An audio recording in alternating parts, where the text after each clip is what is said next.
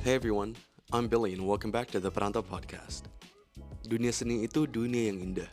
Seni memudahkan kita untuk mengekspresikan pikiran, perasaan, dan pengalaman secara kreatif. Melalui seni, kita juga bisa makin ngerti sama perasaan dan budaya orang lain. Kali ini, kita kedatangan Patriot Mukmin, seorang seniman visual dan dosen dari Institut Teknologi Bandung yang minatnya itu mengulik gimana sejarah dan konteks sosial membentuk dunia seni Indonesia. Patriot ini udah pameran tunggal di Prancis, Jepang, Jakarta, Korea Selatan, dan Bandung. Terus sekarang ini lagi lanjut PhD di Victorian College of the Arts di University of Melbourne. Di episode kali ini, kita ngomongin tentang pelajaran apa yang bisa diambil dari dunia seni Melbourne, perjuangan yang sama-sama dihadapi oleh seniman Australia dan di Indonesia, prospek untuk kota-kota seni inti di Indonesia, serta kisahnya merantau ke Melbourne bersama keluarga. Jadi nggak usah lama-lama lagi, ini dia, Patriot. Jadi biasanya sebelum mulai aku suka minta nih, Mas Patriot kalau dalam satu kata ini, Mas Patriot ini siapa? Oke, satu kata, Satu kata. praktisi seni rupa. Oke. Karena dari praktisi seni rupa itu somehow merepresentasikan diri saya karena banyak hal yang saya kerjain di hari-hari itu, baik waktu masih di Indonesia maupun sekarang di Melbourne sebagai studi gitu ya, student. Ujung-ujungnya muaranya itu adalah ke itu dia. Saya adalah orang yang kemudian meluangkan atau mencurahkan waktunya, pikirannya, dan kemudian berusaha untuk selalu mengasah kemampuannya demi apa ya? Demi untuk kemudian bekerja dan kemudian mempraktikkan pengetahuan yang saya tahu tentang bidang seni rupa gitu.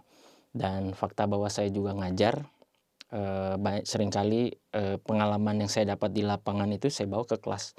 Dan di kelas juga selain kemudian sharing pengalaman sama mahasiswa, kita kan juga mempelajari misalnya teori-teori, kemudian mereview sejarah yang pernah terjadi sebelumnya dan sebagainya terkait dengan seni rupa, pengaruhnya gimana terhadap misalnya sosiopolitik atau kebudayaan kita gitu. Itu berakumulatif lah di sana, sehingga kemudian ya saya pikir hidup saya ini hidup dari seorang praktisi seni rupa gitu. Oke. Dan sebelum kita lanjut lagi, mau nanya dulu, ini Mas Patriot kenapa bisa di Melbourne sekarang? Saya kan lewat LPDP gitu kan. Jadi itu satu faktor. Tapi kan untuk dapat beasiswa LPDP juga perlu proposal yang Ya. berhak untuk didanai gitu loh. Jadi apa itu alasannya?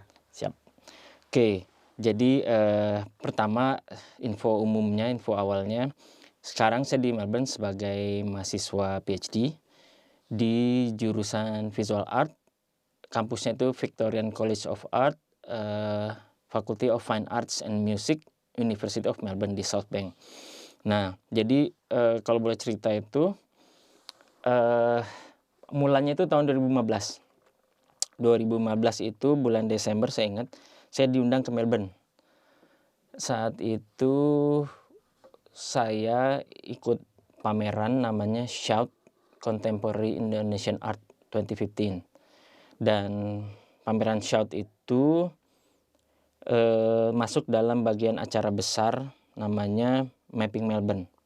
Mapping Melbourne itu kalau nggak salah organisator utamanya Multicultural Arts Victoria. Jadi satu lembaga yang kemudian kalau saya lihat saat itu ya, menggabungkan banyak praktik seni. Dari seninya nggak seni rupa doang, ada dance, ada lagu-lagu tradisional, ada lagu pop juga. Dan saya waktu datang itu saya ingat banyak orang-orang yang kemudian misalnya dari China datang, dari Korea datang. Terus saya ketemu praktisi yang lokal pun, mereka heritage-nya ada yang dari Chili, Latin Amerika, ada yang dari Thailand di sini. Mereka misalnya waktu pembukaan dance dan sebagainya. Dan ada juga satu band K-pop juga yang datang waktu itu. Jadi beneran multikultural itu asli banget kelihatan gitu. Nah, dan kebetulan yang saya ini bagian yang saya ikutin itu yang Shout itu ada di beberapa tempat. Karya saya dipamerin di 2 tempat. Satu ada namanya Mid Market Stables di dekat sini kalau nggak salah, dekat South Melbourne kalau nggak salah. Terus kemudian satu lagi karya saya sempat dipamerin di sini di Sydney Meyer Asia Center. Nah, jadi pengalaman itu waktu itu sebenarnya cuma 8 hari, tapi somehow 8 hari yang sangat berkesan. Ya pertama karena saya, itu pertama kalinya menjejakkan kaki di Melbourne dan mempelajari kotanya seperti ini, negara maju, terus kemudian ya dari kotanya, transportasi umumnya, kehidupannya, dan yang bikin sangat suka tuh sebenarnya karena nyambung sama Multicultural Arts Victoria itu. Karena jadi ngelihat, wah ini Melbourne ini melting pot gitu ya, maksudnya dari berbagai kebudayaan tuh di sini tempatnya gitu. Jadi perasaan kayak gitu tuh jadi ngerasa senang bahwa kemudian I'm a part of this, I'm a part of this art practitioners, dan berada bersama masyarakat internasional itu ngerasa oke, saya salah satu praktisi internasional juga yang ada di sini. Dan kebetulan kalau dari Indonesia waktu itu yang sponsorin tuh ada namanya yayasan di sini namanya Project 11. Saya jadi ketemu praktisi, ketemu akademisi juga yang kemudian berpengaruh ke saya dong bahwa wah, saya juga kan akademisi nih di kampus, karena saat itu saya sudah jadi staff gitu ya. Dan saya pikir saya saat itu posisinya harus S3 juga kan. Nah, di sini saya ketemu akademisi beberapa yang saya bisa ajak ngobrol, oke, saya kayaknya tertarik nih ke sini. Nah, semenjak itu setelah pulang pun saya keep kontak dengan beberapa akademisinya dan ya keep kontak dan kemudian menyusun proposal, coba cari beasiswa. 2017 saya apply AS gagal, 2018 dicoba lagi AS tetap gagal. Saya pikir waktu itu salah satu faktor utamanya adalah bidang seni itu bukan jadi yang prioritas ya. Iya. Nah, itu satu, dan kemudian mungkin demografi saya juga mungkin nggak cocok gitu ya, bukan prioritas juga. Jadi ya itulah beberapa usaha sebenarnya dari 2015 sampai kemudian sekarang itu kan cukup panjang kan, ada 8 tahun, 9 tahun. Saya usaha sebenarnya ada dalam itu, dari nulis proposalnya, nyari kampusnya, connecting hubungannya bagaimana, kemudian saya bisa dibimbing siapa, kayak topiknya apa, tokoh-tokoh yang mungkin bisa ngebantu saya. Sampai akhirnya sebenarnya saya coba paralel aja sambil cari kampusnya, sambil kemudian cari beasiswanya. Dan 2021 saya apply LPDP, alhamdulillah diterima. Walaupun saya belum punya LOA, tapi karena itu reguler ya. Kalau LPDP reguler tanpa LOA itu bisa.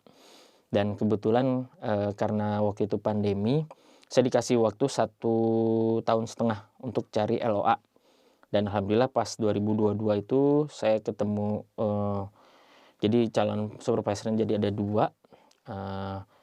Satunya itu Dr. Lisa Redford dari VCA, satunya lagi dari Parkville nih, Mbak Wulan Dirgantoro. Yang kemudian selama 2022 itu selama setahun ngerevisi, ngerobak proposal, sehingga saya pikir luar biasa matang gitu ya, dibanding yang kalau saya bikin sendiri. Itu dibongkar, diinput, dikasih, direvisi sepanjang tahun. Saya ingat banget tuh strugglingnya buat sampai dapat proposalnya aja itu lumayan panjang. Itu proses membuat proposal dan kedalaman dan keseriusan risetnya itu terasa beda nggak antara di Melbourne dan di Indo gitu, Mas? Tingkat kualitasnya gitu. Oke, kalau saya pikir, kalau saya boleh bilang ya, dari segi kualitas gagasan, saya berani bilang yang di Indonesia nggak kalah.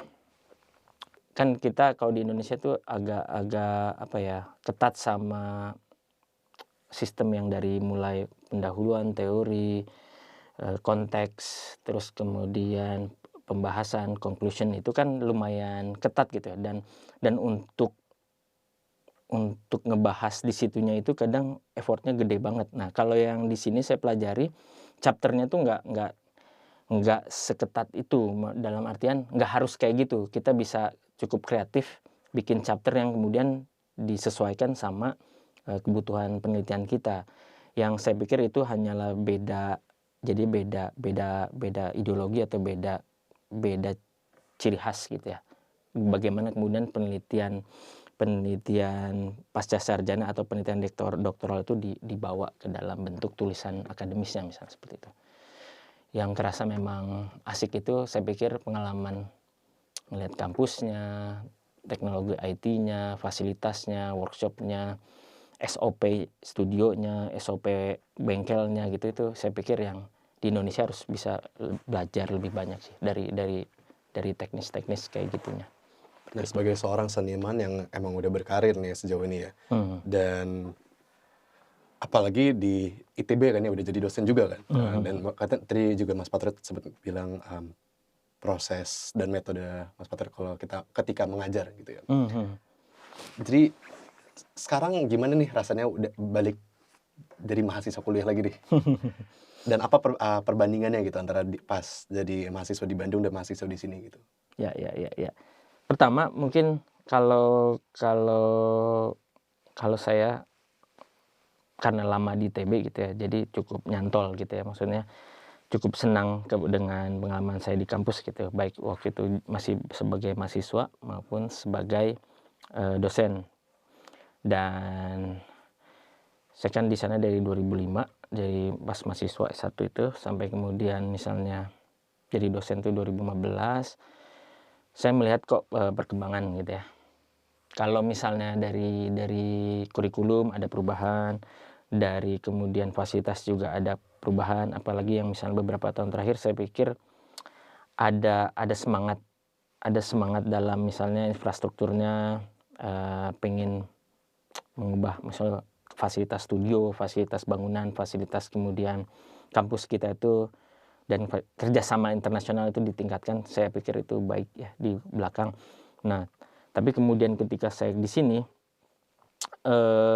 ada kemudian saya pikir oke, yang tadi saya sudah mention ya, hal-hal yang kemudian bisa kita pelajari lebih banyak ya. Mungkin kalau kita masuk ke fasilitas studionya, saya pikir kita akan dapat semacam satu SOP yang jelas banget gitu ya.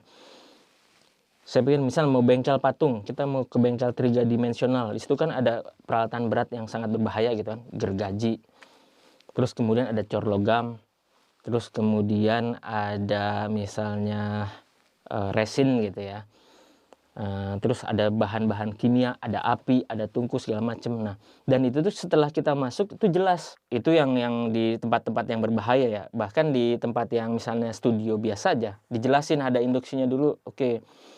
Saya ingat kemudian dulu kita tuh fakultas kita di kampus saya, tempat saya bekerja itu butuh untuk akreditasi internasional kan. Kalau nasional kita udah punya dan akreditasi bagus, tapi untuk internasional salah satu yang butuh banget tuh itu SOP itu. SOP yang sangat mendetil semacam itu saya dulu nggak punya referensi, tapi ketika saya di sini saya jadi tahu, oh itu SOP yang paling benar tuh kayak gitu. Dan saya pikir itu pengalaman empirik yang kemudian saya akan bawa pulang gitu. Di luar dari misalnya penelitian saya itu kan, tapi keberadaan saya di sini mengalami itu sangat bermanfaat buat jadi bekal. Oke, SOP. Dan itu SOP per ruangan berbeda, dan hal-hal itu yang kemudian saya catat banget. Itu dari hal-hal yang fisik gitu ya. Tapi kalau dari mahasiswa, saya pikir karena mahasiswa S3 agak berbeda, karena S3 kan cukup ini ya, the leader of the research is ourselves gitu. Jadi semuanya benar-benar terserah kita, nggak yang per kelas tiap hari apa-apa gitu. Jadi saya karena nggak pernah S3 di Indonesia, tiba-tiba dari sini langsung S3, jadi ada shift. Oke, saya kuliah yang nggak per kelas, nggak ada kelas itu baru di sini aja. Jadi saya nggak bisa ngebandingin gimana, tapi dapat kelas sih di semester pertama tentang metodologi penelitian. Tapi tambahan lagi mungkin perpustakaan saya pikir saya enjoy banget di sini. Bailey ada salah satu tempat favorit saya. Perpustakaan di South Bank di VCA juga tuh tempat favorit saya juga. Banyak kemudian ketemu buku yang kemudian dulu saya bacanya dalam bentuk kutipan doang gitu, tapi di sini perpus ini saya nemu buku aslinya gitu yang dikutip penulis-penulis gitu. Oh, ini bukunya kayak gini.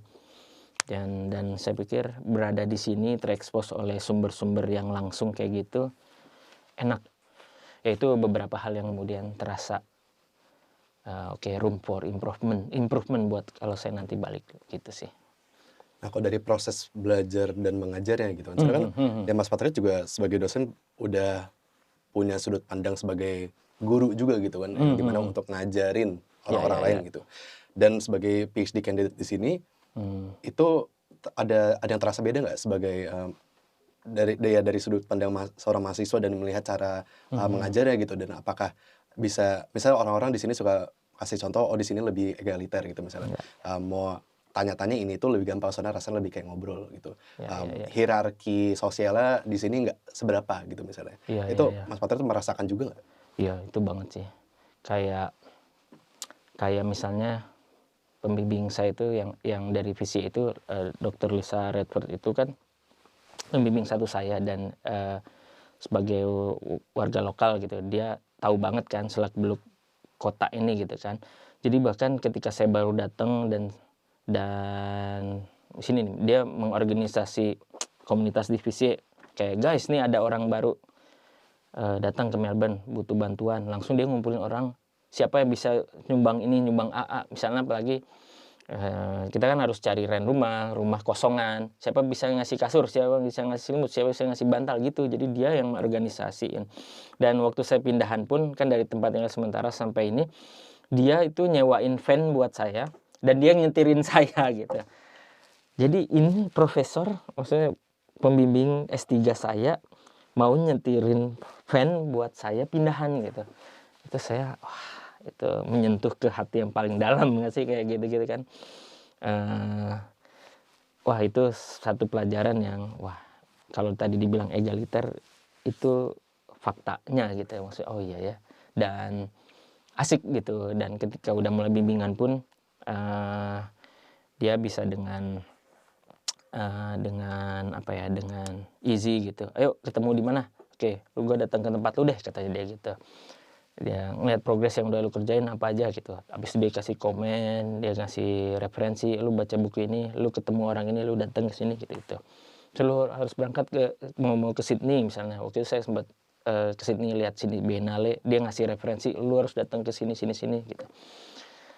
Dan dia ngenalin ke salah satu seniman yang penting juga gitu. Wah ini teman baik gua, lu datang samperin aja. Habis itu jadi kenalan gitu, dan jadi sangat terbuka, sangat egaliter yang tadi Billy bilang, dan itu terasa gitu di kehidupan. Nah sekarang kalau kita ngomongin art scene ya, dengan dunia seniman, dengan dunia seni di Bandung dan di Melbourne, itu menurut Mas Patrio apa sih perbedaan yang paling ketara gitu? Apa ya, what are the similarities and differences gitu? Apa yang paling, oh ini kayaknya ternyata sama aja nih, tapi di sisi satu tuh ini dunia yang sangat berbeda gitu. Ya. Kalau saya pikir ada beda dan samanya benar. Dan pertama saya mungkin ngebahas Bandung dulu ya. Kurang lebih kan kehidupan seniman tuh kayak gini misalnya. Kalau dari akademis ya, karena kan ada kehidupan seniman yang autodidak ya. Tapi saya mau kasih perspektif yang seniman akademis dulu ya. Satu mahasiswa lulus, jebret sana. Habis itu kan dia bingung kan,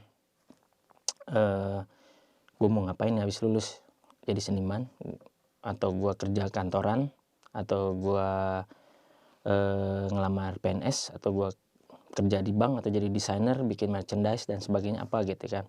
Karena jadi seniman tuh struggle-nya kan beda gitu kan.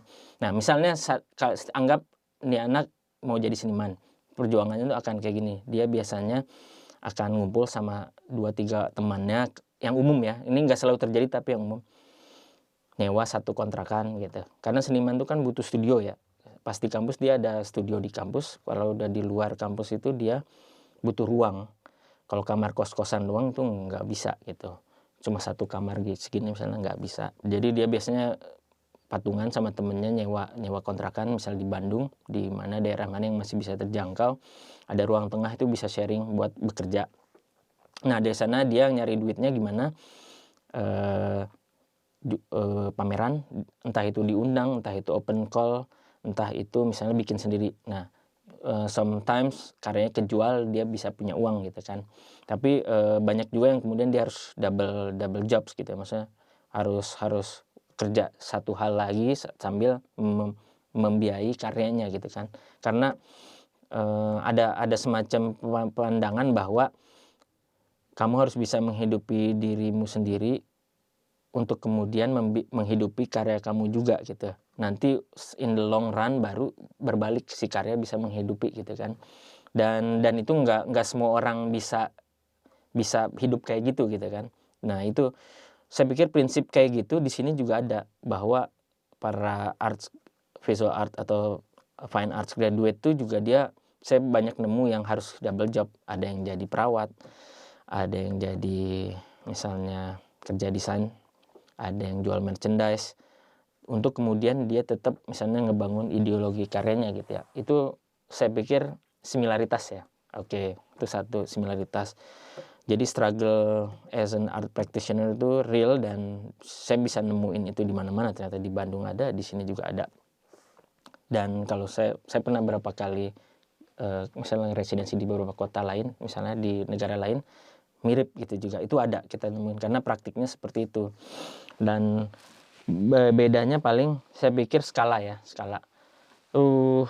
Kalau di Bandung itu sebenarnya, kalau di Indonesia itu cukup besar ya, maksudnya art scene-nya gitu ya.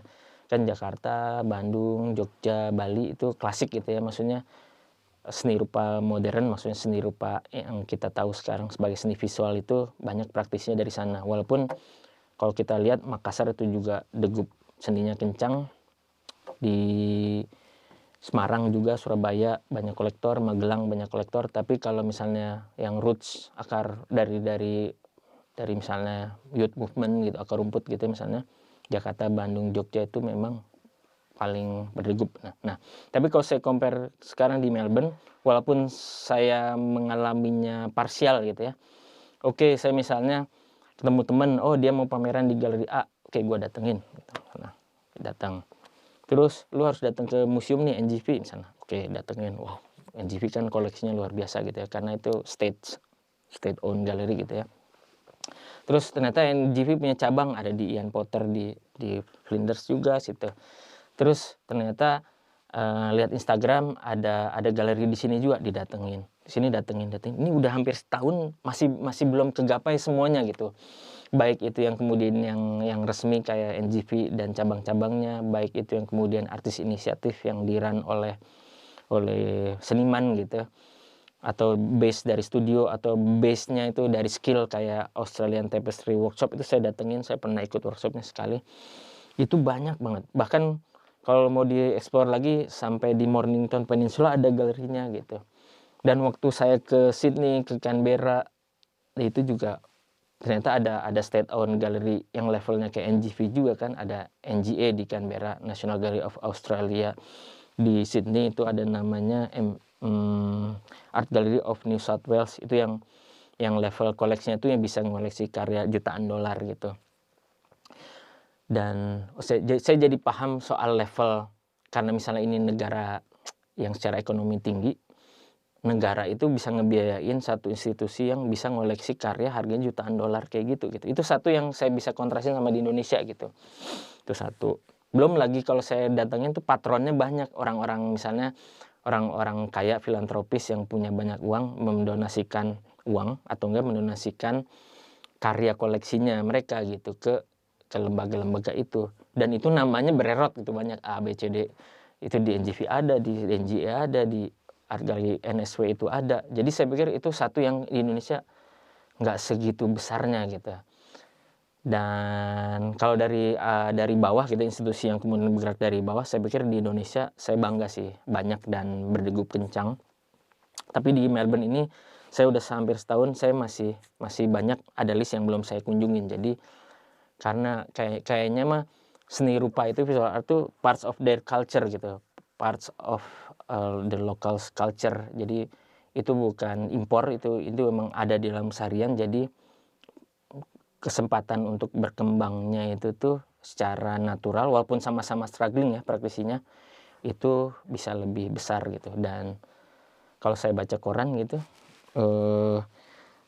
sering ada beberapa misalnya berita tuh tentang seni itu, ada Herald Sun atau di Finance Review itu ada kolom untuk seninya. Dan misalnya kayak ada rekomendasi, oke ini kemarin misalnya ada NGV Triennale, oke ini adalah acara yang kemudian 3 tahun sekali Melbourneian harus datang nih, kayak korannya pun merekomendasikan masyarakat tuh untuk datang kayak gitu-gitu. Jadi karena praktik itu bisa flourish itu kan kalau disupport oleh seluruh masyarakatnya, dan saya pikir saya ngerasa itu cukup gede di sini. Jadi memang perbedaan yang paling jelas itu sebenarnya lebih di mindset masyarakat gitu ya.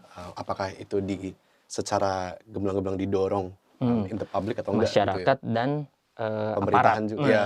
Karena itu kan juga bisa berjalan karena ada kebijakan policy juga gitu Betul, ya. betul. Makanya kita ada NGV ini itu yang memang skala juga sangat besar gitu. Soalnya kalau misalnya kita lihat di Indo gitu misalnya, bisa kita lihat dunia seni itu emang masih lebih ke dunia alternatif gitu, dunia untuk rebellious gitu ya, untuk menentang aparat gitu sebenarnya gitu. Itu kan yang dicapnya tuh dari dulu tuh begitu Kayak gitu gitu kan. ya.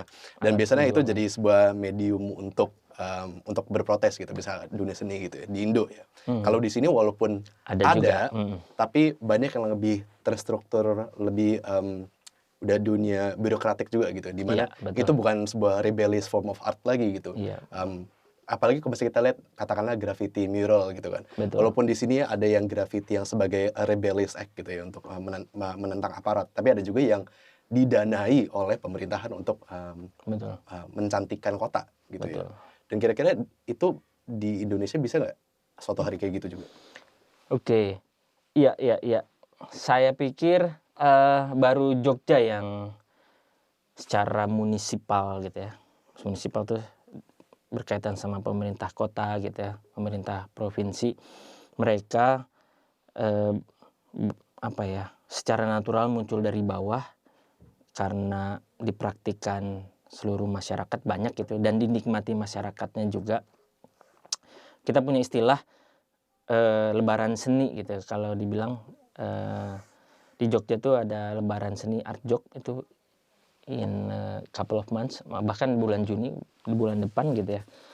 Itu kemarin saya ngobrol sama teman dari Jogja yang datang, itu dari teman dari Crack Studio. Itu ada pameran di NGV, buka booth di Melbourne Art Book Fair. Cerita bahwa katanya kalau setiap kali penyelenggaraan art jog itu bisa menggerakkan ekonomi sebesar 5 triliun selama Jogja Artman itu. Karena kenapa?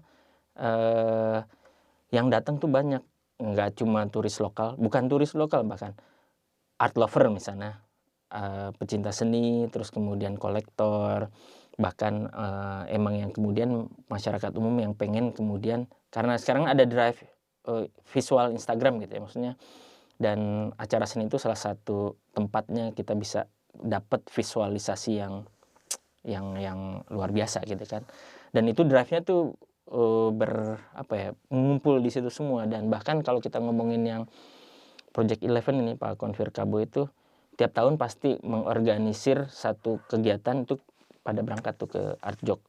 Dan biasanya kalau udah ke Jogja itu ke Jakarta, terus ke Bandung, mungkin satu waktu ke Bali. Tapi selama saya waktu masih di Bandung aja, setiap kali ada art jog itu ketemu jadinya sama Pak Konfir Kabo dan kawan-kawan itu ngunjungin Bandung, karena mumpung lagi di Indonesia harus datang ke art scene yang lain gitu. Jadi memang sekarang mungkin paling besar di Jogja, tapi saya pikir di Jakarta juga punya Biennale gede, punya Art Jakarta juga.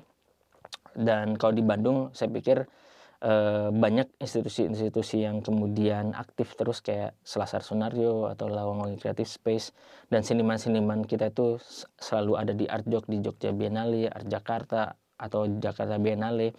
Praktisi kita banyak ada di mana-mana. Jadi sementara mungkin selalu di-trigger oleh yang di Jogja Artman, tapi saya pikir ada optimisme, pasti nanti di masa depan di kota-kota lain juga akan bisa sih. Bahkan kalau kita lihat Makassar Biennale itu juga mantep sih sekarang, penting banget. Nah, sekarang terlepas dari dunia seni dan karir, Mas Patriot sekarang jadi perantau, dari kita ngomongin ya. Iya. Nah, jadi sekarang gimana rasanya? Gimana tinggal di Melbourne, gimana rasanya? Ada keluh kesah nggak selama di sini? Oke. Melbourne ya. Iya, Melbourne ya. Saya ngerasa saya kan ke sini datang bareng istri dan anak gitu ya. Dan kita sih so far, jatuh cinta ya sama kota ini ya. Maksudnya dengan segala fasilitasnya, dengan skalanya gitu. Karena kemarin waktu kita ke Sydney kan kita ketemu skala yang berbeda gitu kan, gede banget gitu kan. Hiruk pikuknya itu kayak di Jakarta. Kalau kalau orang Melbourne ke Sydney itu kayak orang Bandung tiba-tiba datang ke Jakarta itu kaget gitu kan, kayak gitu. Apalagi istri saya orang Bandung, kalau saya sih dulu di Jakarta.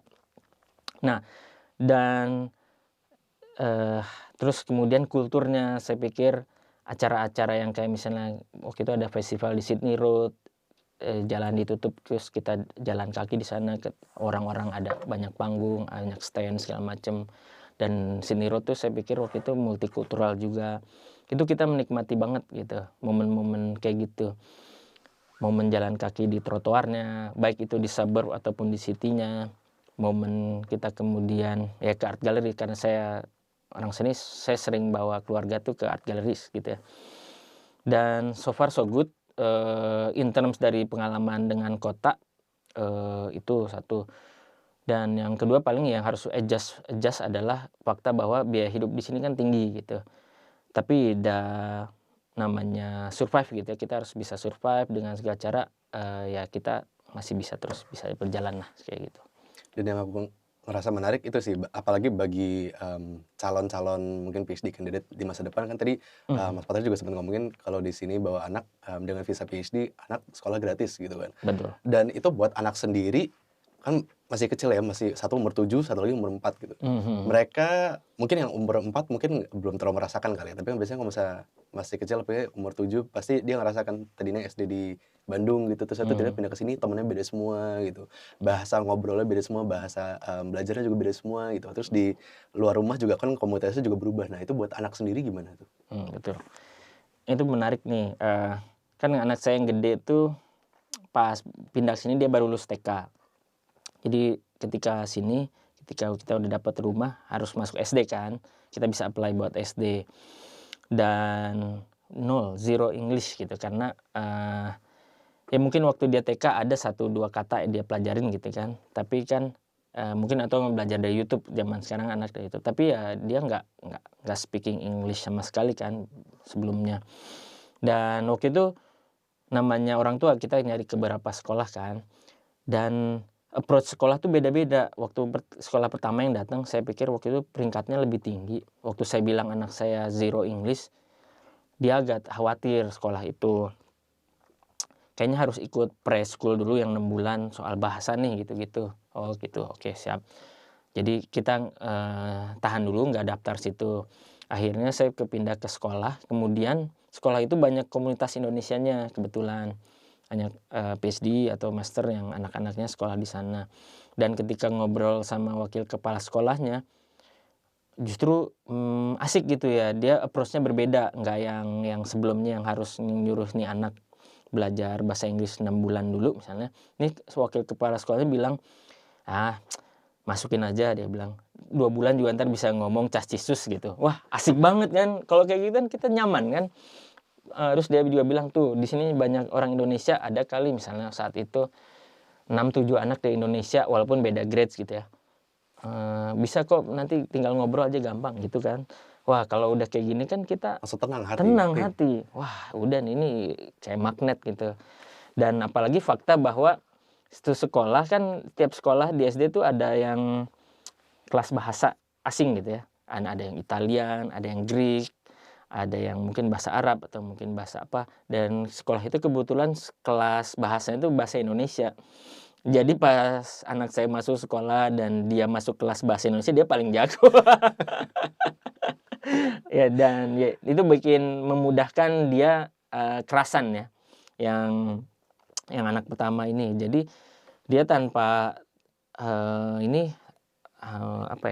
saya pikir alhamdulillah, maksudnya dalam waktu seminggu, 2 minggu, 3 minggu, sebulan, 2 bulan, ya dia mulai catching up berapa kata dalam bahasa Inggris, dia mulai cas-cisus bahasa Inggris, dia bawa itu ke rumah, dia kemudian mengeluh dalam bahasa Inggris. Kadang jadi waduh, makin sekarang udah hampir setahun gitu ya, udah berapa bulan gitu, hampir 2 semester. Udah lancar dong itu. Udah lancar. Saya yang mau jadi khawatir. Saya sempat malah jadinya diomelin. Nih Kak, coba jelasin bahasa Indonesianya gimana kalau yang ini. Jadi saya balik. Kalau di rumah tolong bahasa Indonesia biar nggak hilang gitu. Sayang soalnya kalau hilang gitu kan. Nanti kamu harus ngeles bahasa Indonesia lagi pas sudah dewasa untuk cari roots-nya gitu kan. Capek mendingan tetap di-maintain gitu. Nah, yang beda cerita yang anak kedua. Anak kedua nih baru mau masuk TK dong. Anak yang masuk TK ini dia mengalami yang agak lebih susah dibanding kakaknya karena dia lebih muda, mulai masuk tuh masih 3,5 tahun, pertama kali sekolah kan. Waktu di Indonesia cuma pernah lihat masuk kelas 1 hari doang, 1 sesi gitu kan, kelas bermain. Nah pas di sini dia gugup banget gitu, 1 nggak bisa bahasanya, 2 mungkin dia merasakan dia tuh asing gitu, dia bukan parts of this society, dia different gitu, dia mungkin melihat itu perbedaan itu terasa gitu kan walaupun masih anak kecil. Jadi di hari-hari pertama itu walaupun misalnya cuma seminggu sekali ya, dia suka nangis sebelum berangkat sekolah, suka nangis pas ditinggal sama orang tuanya, sama mamanya misalnya, kan harus ditinggal kan misalnya. Itu struggling 1 bulan kan 4 minggu tuh. 2 bulan masih struggling sampai khawatir namanya orang tua ini anak sebenarnya kelihatannya dulu kayak ekstrovert gitu pas di Indonesia ketemu orang bersosial dia semakin semangat gitu energinya gede tapi sekarang masuk sekolah kok dia kayak malah ciut gitu apakah sekolahnya gitu misalnya apakah kesehariannya apakah temennya ada yang nakal gitu ternyata enggak gitu setelah digali ngobrol sempat akhirnya ikut nganter ngobrol sama gurunya, dijelasin harinya gini, oh dia gini. Emang dia biasanya nangis kok setengah jam maksimal. Atau awal-awal misalnya masih lama, tapi lama-lama cuma 10 menit gitu. Tapi habis itu dia beraktivitas, diem tapi masih diem. Nah, habis itu kita coba approach lebih jauh lagi kayak nanya sana sini, oh itu wajar, kayak misalnya itu menenangkan kayak ini kan masyarakat baru misalnya dia pendatang dia nggak bisa ngomong bahasanya kayak gitu jadi bagi orang tua tenang aja gitu akhirnya kita coba minta tahu nama teman-temannya siapa aja jadi sebelumnya tuh kita nggak have no idea dong ngomong apa pas dia pulang kan ketika kita approach lebih jauh nanya nih temennya siapa misalnya kebetulan ininya kan TK-nya tuh Italian English gitu jadi ada bahasa Italinya juga gitu lucu juga sih sebenarnya. Nah kita mulai tanya temennya misalnya ternyata namanya Leonardo ada namanya Massimo gitu. Nah besoknya kita mau bisa jadi bahan obrolan tuh Leonardo gimana kemarin Massimo dateng nggak gitu-gitu. Jadi kalau kita udah tahu nama teman-temannya kita jadi membahas sesuatu yang mungkin di masa depan jadi comforting dia gitu bahwa kita tahu sosialnya dia tuh gimana sama siapa aja nanya gurunya gimana dan sebagainya dan terus yang enak lagi sebenarnya semenjak bulan Februari atau itu dia dapat jatah 2 hari jadinya kayaknya setelah dapat jatah 2 hari itu mengakselerasi adaptasinya dia kalau cuma sekali seminggu itu jaraknya tuh kejauhan sampai dia ketemu sosial kelasnya lagi maksudnya sosial community-nya kurang ada regular interaction lah ya antara anak itu ketika 2 hari itu rasanya mengakselerasi adaptasinya dia jadinya kadang malah jadi suka bawa buongiorno ke rumah gitu kan lucu kan karena ciao gitu-gitu jadi dia mulai inilah jadi sekarang setelah hampir 6 bulan better lah jadi ya itulah kalau bawa anak ada soal itunya juga jadi ya slowly tapi sambil dijalani enak juga alhamdulillah yang gede malah masuk aja gitu nggak ada masalah iya dia rada-rada ini mantap dia langsung punya best friend banyak dan dia tuh setiap misalnya datang suka dipanggilin namanya kan namanya Biru jadi ada dia lewat aja Biru gitu jadi terasa dia seleb jadi mungkin dia karena dia pernah sekolah sebelumnya ketika dan sekolahnya dulu TK-nya karena pandemi dia jadi panjang kan dari yang online dulu sampai offline-nya 2 tahun gitu jadi dia punya bekalnya banyak kayaknya bekal untuk bersosial tuh jadi ketika di sini walaupun ada shift dia bisa lebih gampang catch up gitu Nah kalau untuk Mas Patriot sendiri pas Hmm. sampai sini terus mulai PhD, misalkan tadi kita udah ngomongin PhD supervisor waduh baik banget gitu kan, sampai Hmm. pindahan rumah aja dianterin gitu pakai mobil sendiri gitu. Hmm. Nah itu buat Mas Patriot sendiri buat kesini ada initial adjustment-nya tuh gimana? Saya, oke. Ya itu memang kemudian apa ya, ada strugglingnya juga sih. Ya pertama mungkin ya karena pindah hidup, pindah pindah keseharian, pindah biaya hidup juga gitu kan. Ada adjustment yang harus kemudian kita kita jalanin diem-diem gitu kan. Kayak misalnya paling susah itu awal nyari rumah kan. Itu yang housing crisis yang dibilang di sosial media itu bener gitu terasa. Itu yang paling stres tuh itu sebelum punya rumah itu kayaknya 2 minggu saya waktu tinggal di sini, maksudnya tempat temen dulu itu stresnya luar biasa. Karena kan ada bawa keluarga kan, jadi tanggung jawab ada di tangan saya, maksudnya ini well-being-nya keluarga nih kalau nggak segera punya rumah itu bisa dapat rent gitu susah banget kan. Nah untungnya saya kebetulan punya temen yang udah ada di sini duluan kan. Jadi ada temen dosen ITB juga yang kuliah di RMIT itu yang tempat saya numpang dulu 2 minggu gitu. Terus ada temen yang udah PhD di VCA, dia bantu banget di dalam hal adjust sama keseniannya gitu. Oh ini studionya gini, ini ketemunya sini, perpustakaannya gini, dia banyak soal itu. Terus ada temen juga dosen yang di Monash dia, dan dia banyak ngasih tips and tricks soal dia kebetulan yang ini beasiswanya LPDP juga, dia soal cairin dana, soal strategi gimana tanggal-tanggalannya segala macem, pertanggungjawabannya, laporannya, saya dibantu sama dia. Bahkan pada satu momen kan namanya nyari rumah itu butuh jaminan gede kan. Saya kalau nggak dikasih pinjaman dulu tuh untuk kemudian cetak rekening saldo kan biar aplikasi rumah kita kuat, itu belum tentu dapat rumah kan. Jadi temen itu tuh luar biasa sih, membantu banget gitu. Saya nggak kebayang kalau saya sendirian tanpa teman, akan lebih susah untuk kemudian untuk settling in gitu kan. Jadi, pertama, saya beruntung karena ada teman-teman yang udah kenal dari sebelumnya untuk kemudian ngebantu banyak hal untuk settling in, baik itu dari kampus, terus kemudian kehidupan atau tempat tinggal gitu kan, itu satu. Lalu ya kebetulan di Melbourne somehow banyak komunitas Indonesia ya, jadi slowly but sure tiba-tiba kita ketemu orang Indonesia lebih banyak lagi kan, dan itu ya makin makin merasa kerasan, kayak misalnya ketemu, orang-orang Melbourne, orang Indonesia di Melbourne yang punya anak juga, jadi tips and tricks soal sekolah. Misalnya hari Minggu ada pengajian misalnya, di mana ada bisa datang ngobrol gitu kan. Itu banyak hal yang kemudian tips and tricks biar belanja murah, tips and tricks kemudian ada flybus, poin, segala macam hal-hal kayak gitu. Maaf ya nyebut merek. Tapi ya itu tips and tricks bagaimana kemudian kita harus bertahan hidup, bahkan misalnya nyari bahan makanan Indonesia, hal kayak gitu. Nah, kalau dari kuliah memang kemudian impostor syndrome tuh terjadi gitu ya. Jadi kita kadang suka jadi nggak percaya diri sama diri kita gitu. Bener nih saya mampu nggak nih? Gitu-gitu kan. Aduh, writer's block nih, saya harus menulis laporan gitu misalnya. Sedang itu pun sekarang lagi terjadi nih, saya bentar lagi harus konfirmasi 1 tahun kan, saya harus nulis segala macam, itu ada tuh terjadi. Tapi ya selama saya pikir kuncinya adalah kita lapor ke supervisor kan. Dan nanti pas balik ke Indo, apalagi ya kembali ke institusi ya, ke ITB. Dan pesan-pesan apa sih yang akan dibawa kepada ya baik kolega para dosen juga, kepada para seniman, kepada para mahasiswa juga, itu pesan-pesan apa yang dibawa Mas Patriot? Oke, apa ya? Ya mungkin,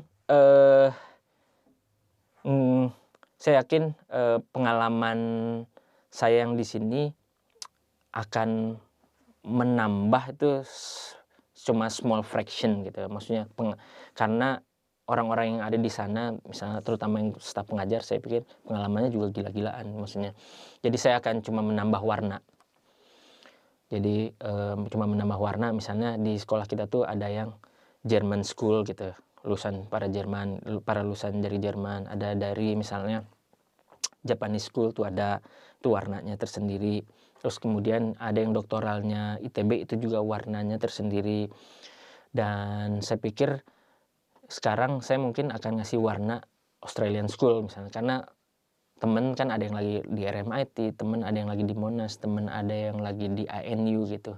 Itu Australian School kan warnanya. Nanti ketika kita balik pasti kita ngasih satu warna tambahan aja gitu, yang mungkin menambah dinamika gitu. Itu kalau dari segi akademis ya. Tapi kalau dari segi mahasiswa saya pikir saya akan bisa cerita banyak sih. Bahkan dari koleksi yang saya foto-foto di NGV, yang di NGA, di Canberra, itu saya bisa bawa ke kelas gitu. Betapa pengalaman empirik melihat karya-karya yang sebelumnya cuma ada di buku sejarah itu luar biasa gitu. Terus bisa datang ke Sydney Biennale, maksudnya Biennale tingkat dunia, itu juga pengalaman berharga gitu kan. Jadi saya pikir untuk mahasiswa ya mungkin nanti untuk topik yang mungkin sesuai sama yang saya kerjain saya bisa ngasih dari segi keilmuan gitu ya. Tapi kalau misalnya dari segi pengalaman saya pikir banyak banget yang bisa saya sharing dari pengalaman di sini. Kalau dari praktisi saya pikir keep nongkrong aja kalau saya misalnya, karena saya yakin dari tongkrongan itu banyak terjadi hal-hal besar ya, maksudnya dari ngopi, dari ini banyak filsuf-filsuf ternama itu tuh dari ngopi kan. Dan saya pikir dari kesenian juga dengan ketemu ngopi, nongkrong, hangout gitu, banyak hal yang kemudian inisiatif terjadi, proyek pameran terjadi, penulisan buku terjadi dan sebagainya. Jadi dan namanya praktisi saya pikir juga banyak yang pengalamannya di Eropa, misalnya di Asia, dan itu bisa suka terjadi exchange gitu. Jadi mungkin untuk teman-teman praktisi saya akan kalau akan balik akan nongkrong lagi aja gitu sih, sesederhana itu. Oke, terima kasih banyak. Thank you. Kira kita pembicaraan juga lumayan juga nih. Lumayan ya. Lumayan ya. Ada yang ringan-ringannya, tapi kayaknya mostly lumayan berat ya. Waduh, sorry ya. Maaf. Enggak apa-apa. Tapi masa, dan itu aku juga rasa The Perantau Podcast is always looking for new stories to tell and people to meet. So, if you have a story worth telling, don't be shy. Reach out on Instagram, LinkedIn, email, or wherever else you may find The Perantau Podcast. Until then, thank you, and see you soon.